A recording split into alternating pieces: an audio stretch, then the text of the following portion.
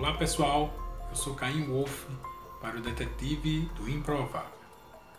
O tema de hoje é curiosíssimo e que pode até assustar alguns dependendo da fé.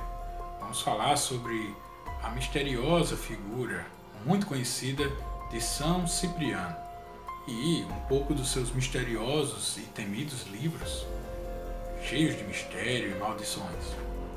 A biografia de um personagem que passeia pela fé e pelo ocultismo. Espero que gostem do vídeo e que aproveitem a introdução para dar um like ou se inscrever no canal. Vamos dar uma olhada.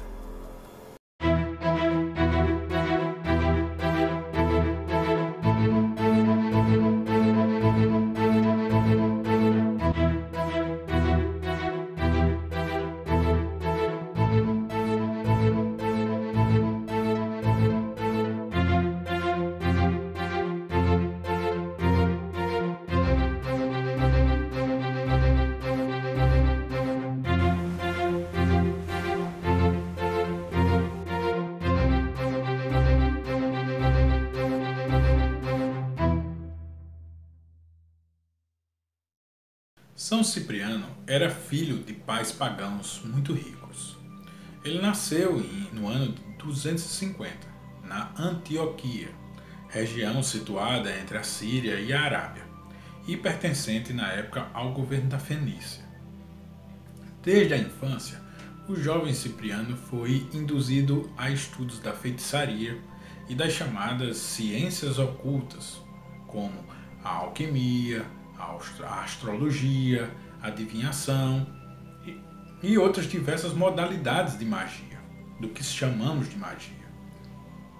Após muito tempo viajando pelo Egito, pela Grécia e outros países, aperfeiçoando seus conhecimentos e conhecendo culturas tão diversas e ricas, já na época dele, aos 30 anos de idade, Cipriano chegou à Babilônia, a fim de conhecer a famosa cultura ocultista dos caldeus. Ele veio a morrer degolado em Nicomédia no dia 26 de setembro de 304. Porém, sua história é curiosíssima. Vivia em Antioquia a bela e rica donzela chamada Justina. Seu pai, Edeso, e sua mãe, Cledônia, a educaram nas tradições mais predominantes na época, as tradições pagãs. Porém, ouvindo certa vez as pregações do diácono Prelo, Justina converteu-se ao cristianismo, dedicando sua vida às orações, consagrando e preservando-se casta. Assim viveu uma vida muito simples. Entretanto, um jovem rico chamado Áglede apaixonou-se por Justina. Os pais da donzela, agora já convertidos à fé cristã também, porque baseados na filha, concederam-na por esposa. Porém, Justina não aceitou casar-se. Áglede recorreu então a Cipriano para que o feiticeiro, famoso já, aplicasse seu poder de modo que a desejada donzela abandonasse a fé e se entregasse ao matrimônio com ele, um homem pagão. Cipriano, então, investiu a tentação demoníaca sobre Justina. Fez uso de um pó que despertaria, então, a luxúria, ofereceu sacrifícios aos demônios e empregou diversas obras malignas. Tudo o que ele sabia para ver se cumpria sua missão. Mas não obteve resultado, pois Justina defendia-se ao mesmo tempo que era atacada com orações a Deus e fazendo o sinal da cruz. A ineficácia dos feitiços fez com que Cipriano se desiludisse profundamente pela sua fé pagã e mais, se voltasse até contra o demônio. Influenciado por um amigo cristão de nome Eusébio, o bruxo converteu-se ao cristianismo depois dessa experiência, chegando inclusive a queimar muitos dos seus manuscritos de feitiçaria e distribuir seus bens entre os pobres, pregando a caridade muito cultuada pelos cristãos, pelos primeiros cristãos. As notícias da conversão das obras cristãs de Cipriano e Justina chegaram até o imperador romano Diocleciano, que se encontrava, nessa época, na Nicomédia. Assim, logo foram perseguidos pelo império, presos, foram torturados.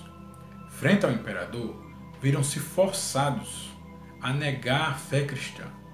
Justina foi chicoteada e Cipriano chegou a ser açoitado com a terrível ferramenta de tortura chamada pentes de ferro, mas nenhum dos dois cederam. Irritado com a resistência, o imperador Diocleciano, que caçava os cristãos, ainda lançou Cipriano e Justina numa terrível caldeira fervente de banha e cera. Os mártires não renunciaram à sua fé e tampouco transpareciam ter sofrimento. O feiticeiro Atanásio, que havia sido discípulo de Cipriano, vendo aquela cena, julgou que as torturas não surtiam efeito devido a algum sortilégio lançado pelo seu ex-mestre Cipriano. Na tentativa de desafiar então o mestre Cipriano das forças ocultas, e elevar a própria moral, Atanásio invocou suas palavras mágicas, chamando os demônios, e então atirou-se na caldeira. Seu corpo foi prontamente dizimado pelo calor em segundos, diante de todas as testemunhas. Após esse fato, o imperador Diocleciano ficou impressionado, mas mesmo assim finalmente ordenou a morte de Justina e Cipriano. No dia 26, precisamente no dia 26 de setembro de 304, os mártires, o casal e um outro cristão de nome Teotiso foram decapitados às margens do rio Galo de Nicomédia. Os corpos ficaram expostos por 6 dias, até que um grupo de cristãos recolheu e os levou para Roma, ficando então sob os cuidados de uma senhora, também cristã, chamada Rufina. Já no Império de Constantino, os restos mortais foram enviados então para a Basílica de São João de Latrão. Atualmente são publicados diversos chamados grimórios. São livros supostamente de magia atribuídos a São Cipriano de Antioquia, que teriam sido escritos antes da sua conversão ao cristianismo, então quando ele estava na prática da magia negra da feitiçaria, sendo denominados genericamente como Livros de São Cipriano, contendo orações e rituais de magia negra, tratando também de outras práticas relativas ao ocultismo antigo.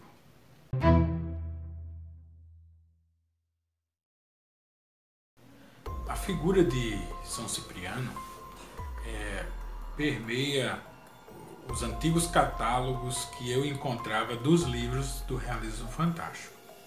Até nos livros da Antiga de Ouro e outras listas de revistas, o Círculo do Livro, e até os chamados gibis que eu lia, tipo o Zagor, o Tex, tinha na capa final, na contracapa, anúncios de livros ali baratinhos, e sempre tinha o livro de São Cipriano. Depois eu conheci os livros, as variações mais, vamos dizer assim, robustas, a edição capa preta e até uma suposta edição capa de aço. E as lendas já existiam, não existia internet nessa época, mas as pessoas falavam, olha, tem edições aí que você tem até que comprar, adquirir um terreno e enterrar o livro para poder, porque não pode ser guardado em casa. Quando você pega a biografia de São Cipriano, como nós fizemos, simples, a biografia mais simples, na mais simples pesquisa da internet, você vê como a coisa pode ser deturpada, não é, pessoal? Então, você vê um homem que buscava conhecimento na época dele, tinha a questão alquimista, que para muitos a questão da alquimia é, na verdade, o pai da química, é é o antecessor. Os primeiros químicos da história, na Idade das Trevas, eram, na verdade, os alquimistas. Então, os benefícios que a química nos traz hoje, ou seja, os grandes químicos da atualidade tiram o seu chapéu em respeito aos alquimistas do passado, esses ditos feiticeiros. Quantos pagaram com a vida, né, por estudar a química? Quantos foram atrás da chamada pedra filosofal, que transformava o chumbo em ouro e mexia o caldeirão sob a luz do lar, o caldeirão de chumbo para virar ouro?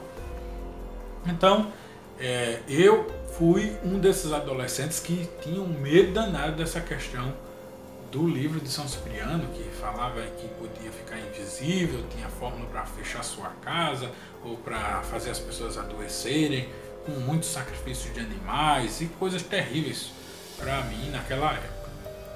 E toda essa lenda que veio. E, na verdade, quando você se debruça, vê uma grande riqueza cultural da história da Idade Média e do começo, né, dessa alquimia, quando se miscigenava ciência e religião, atribuindo reações químicas a coisas inexplicáveis do mundo espiritual.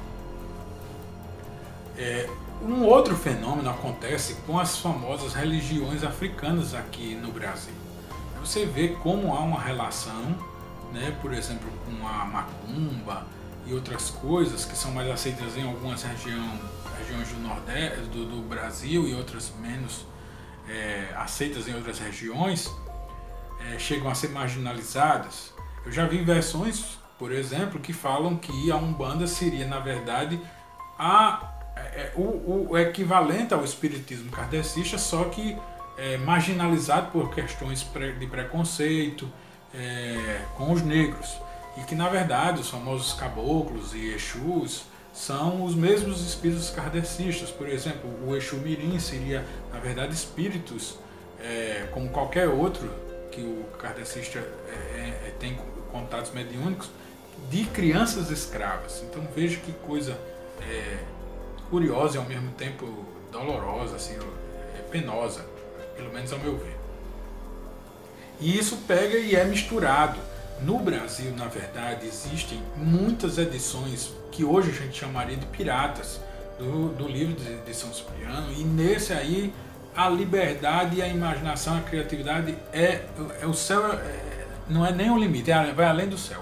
Então se adicionou coisas que não eram de Cipriano. Na própria edição, que seria mais original, vocês viram que foram séculos depois da morte e da vida do São Cipriano original, e que, na verdade, para a surpresa talvez de muitos cristãos, sobretudo os católicos, né, São Cipriano seria um santo bastante cultuado e respeitado pelo catolicismo.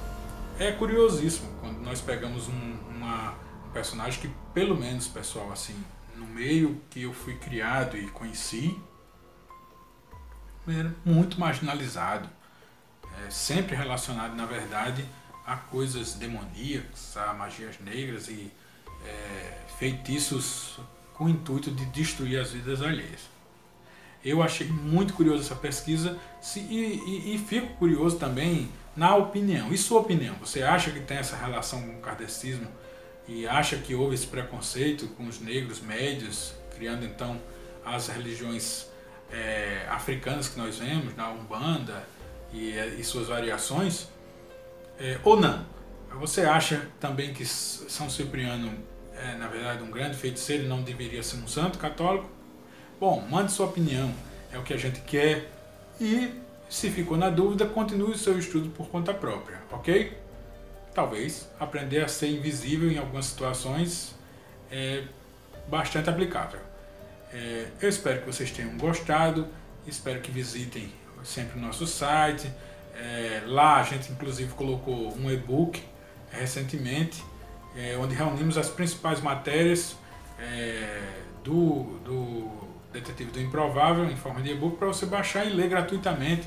Brevemente vem mais 2 aí, essa notícia quentinha para vocês. E é isso. Espero que vocês tenham gostado do vídeo e que se inscreva no canal e que deixe seu like, mande seu comentário, mande sua sugestão de temas para a gente estudar juntos, ok? Muito obrigado, eu sou Caim Wolf para o Detetive do Improvável.